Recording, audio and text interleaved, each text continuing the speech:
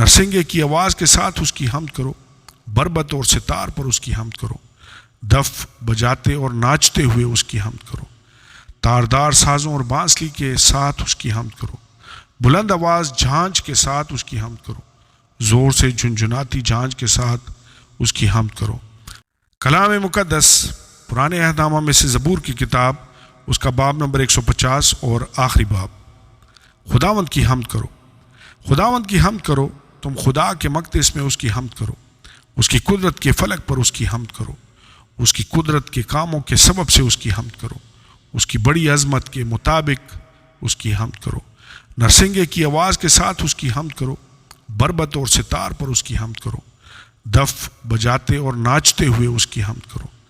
تاردار سازوں اور بانسلی کے ساتھ اس کی حمد کرو، بلند آواز جھانج کے ساتھ اس کی حمد کرو،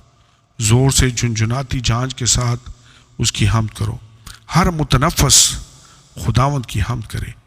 خداوند کی حمد کرو۔ آمین اور آمین۔